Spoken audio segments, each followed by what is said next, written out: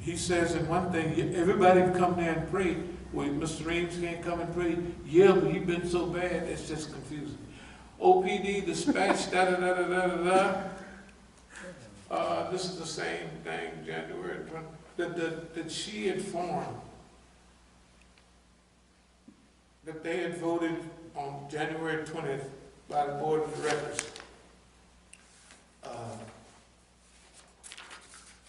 I'm going to just breeze through a couple of these things. Okay, something on the November 13th incident should also be excluded. This is from some of the papers, to exclude evidence. While the incident has marginal probative value, any probative value is outweighed by the risk of undue prejudice. The jury may hold against the people and Masjid al-Islam or Mr. Mujahid the fact that defendant was removed at gunpoint, or he was accused of having weapons but had none. They're saying, the district attorney is saying, we don't want this to be put in court because the people will be prejudiced. They'll think what they should think. He said they had guns, there was none, there was a SWAT team there was no need.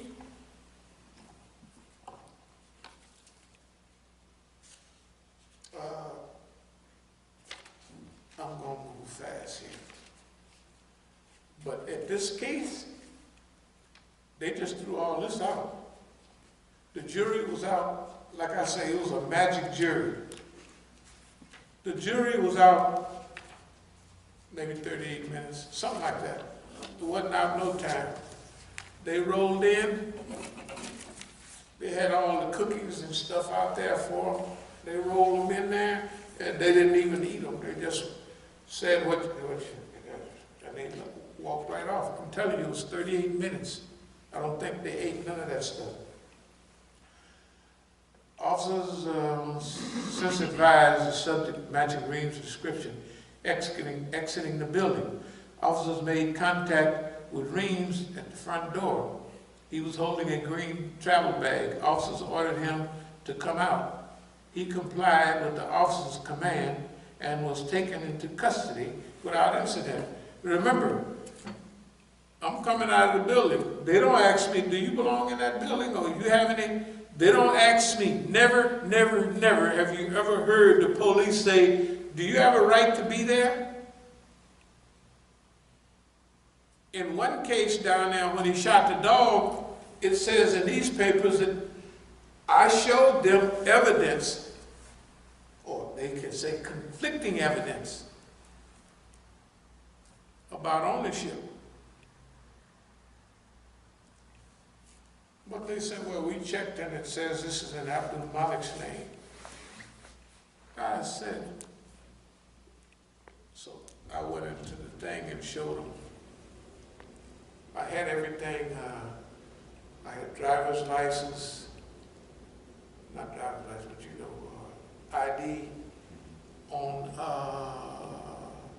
the deeds, the other deeds, so they could see. One of the deeds says, send all this stuff to 5021 8th Street, Washington, D.C. I said, who do you think lives there? Who do you think lives there? Anyway, we'll try to speed up. Reeves Padilla conducted a search incident of arrest. Officer Padilla advised me that during the search he located a set of car keys in Reeves' jacket. You see how they write this? They located a suspicious car keys.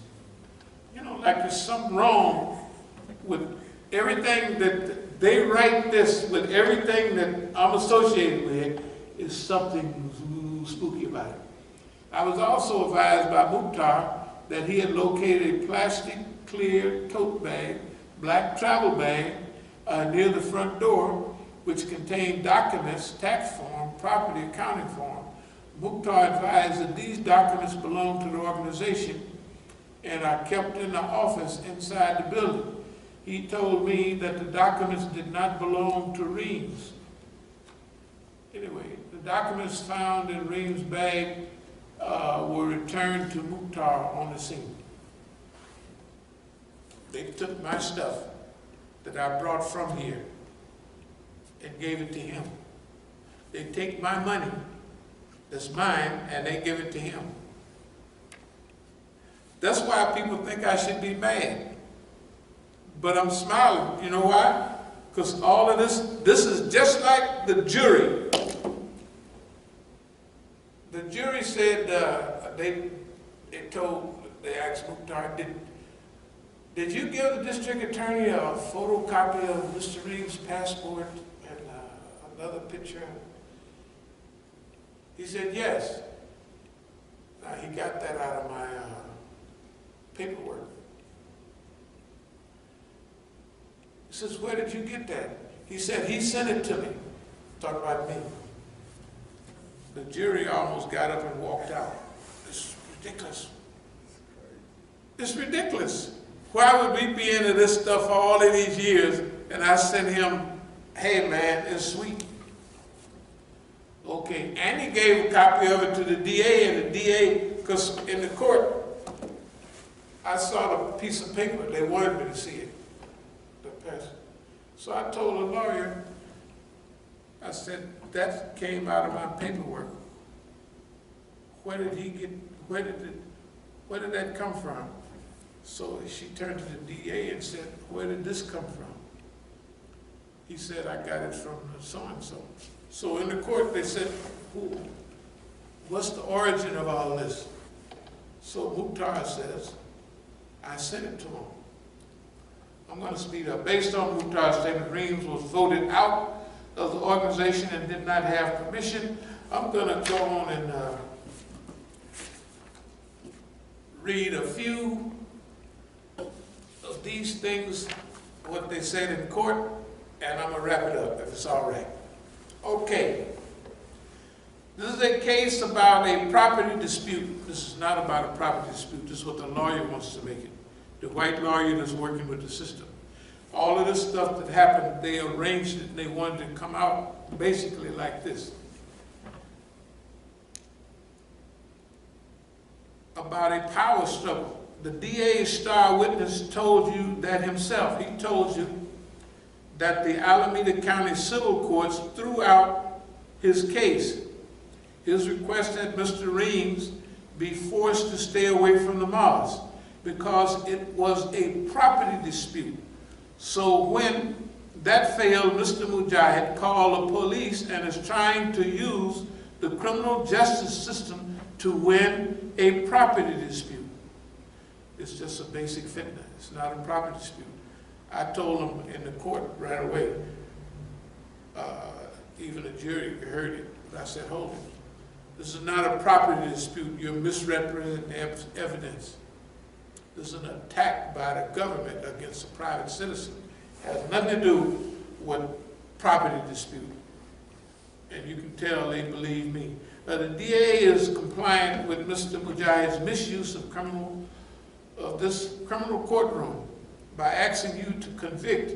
He is asking you to criminalize a person over a civil matter. First of all, trespassing, a $35 ticket maximum. It's not even a ticket, trespassing. It's just, you were trespassing. Well, that's bad. You can go home now. Just don't trespass. Whatever, the worst thing they could do, right, is something like a $30 ticket. Let's take it to $50. They can't do anything worse than that.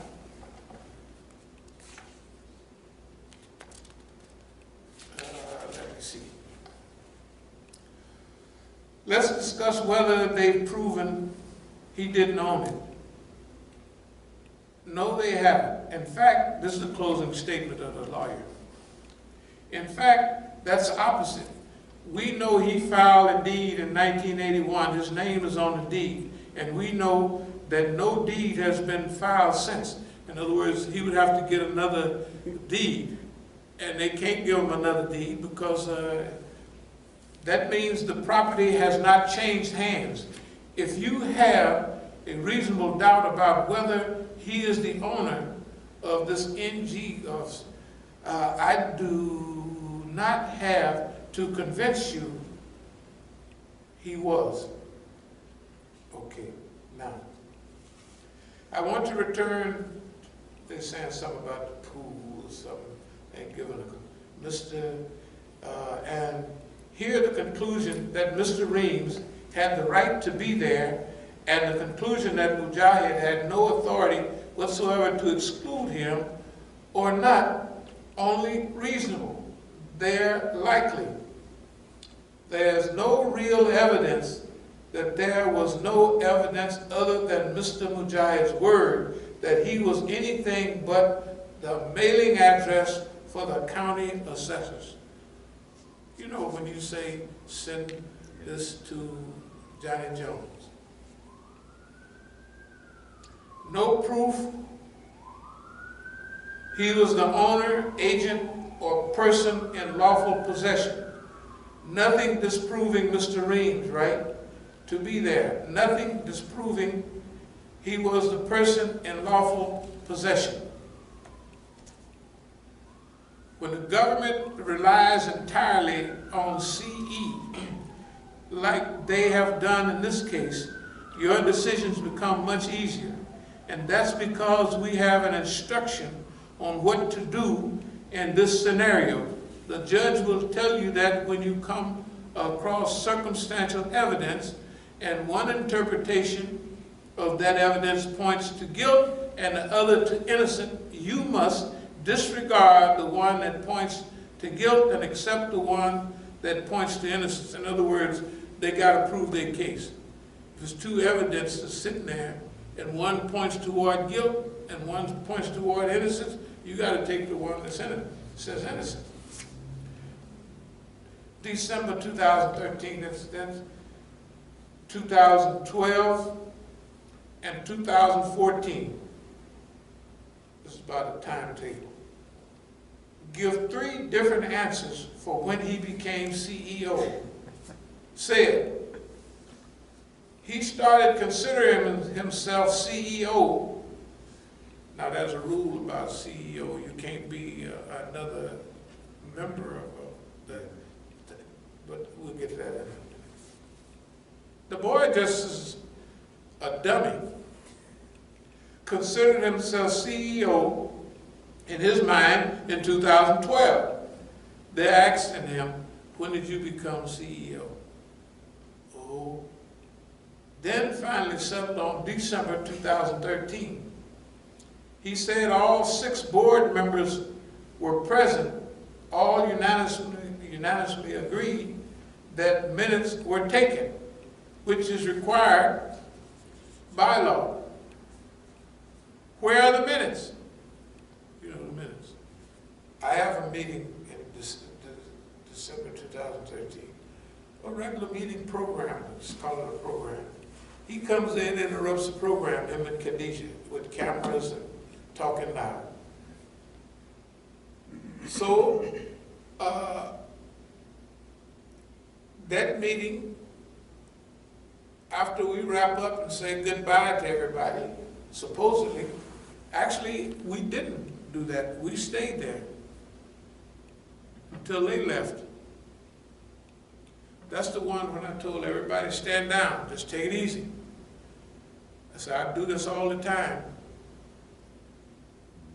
That's what I was saying. So, they want to know, where are the minutes? If you had a meeting that voted me out, where are the minutes? Where are the other board members? He was there by himself. If there's really a board, get them in here. Get them in here. If you got a board, get them in here. He ain't got no board. He had some rinky-dink people sign, Jordan, somebody signs that it's ridiculous.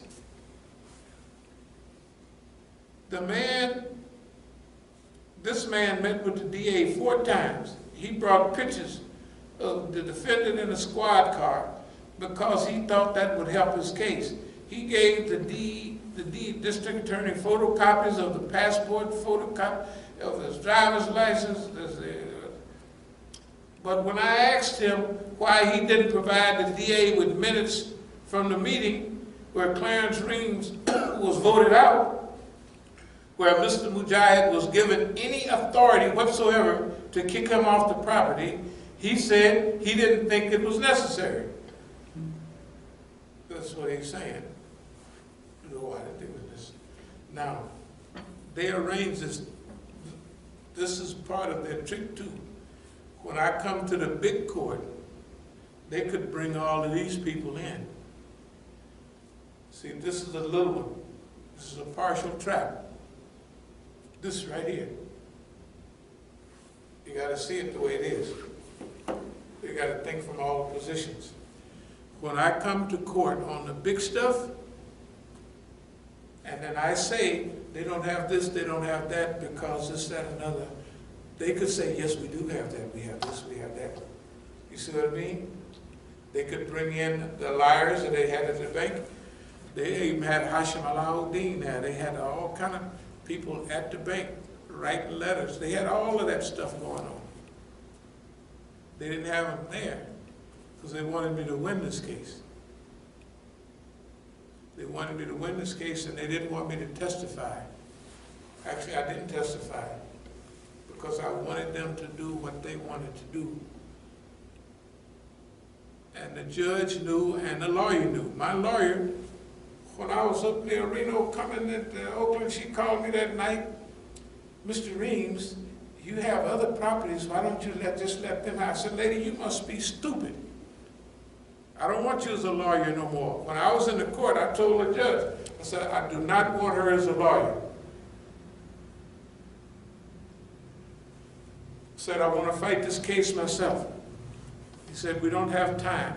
So he gave me her credentials. She was a law student at Stanford, and she did work for a judge in Ooga Booga, some big judge and all that. So for them, that's big. That means I can't say she's an inefficient attorney, but I can. Also, I said I want to go do this myself. I said, you're not allowing me time to get witnesses? See, I get there and they done already arranged everything. They even do half of the trial with me not in the court. I got up and walked out. They're going to have it anyway. This is all irregular and inconsistent with the law. They're going to have the case anyway. And they don't want me to testify because I'm not going to testify in an orderly way. I already know how to disrupt the trial, to throw it into a pandemonium. I mean, I know how to do that. In fact, I had already did that. When I stood up in front of the jury, I showed them pictures of the Rahbar and everything. I said, this is why they don't want no young black or old black from East Oakland to rise to this level. And that's when the jury hadn't been selected, but they was there. So I done already, when 3 of the guys from Berkeley, they asked, why are we here? They got rid of them. Because I had put it in their mind already. And you know, the jury is funny. You can say strike that from the record, but one thing about it, they ain't striking nothing from the record in their brain, right? Maybe 1 out of 12 dummies might strike it from the record. But once you put something in there, so I had already won the case, but let me go on here. Where's the minutes?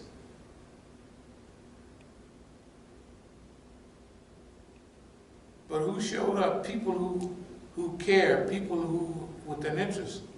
If there was a board of directors with 5 other people who met regularly, who created minutes, who actually followed the alleged bylaws, you would have heard from them.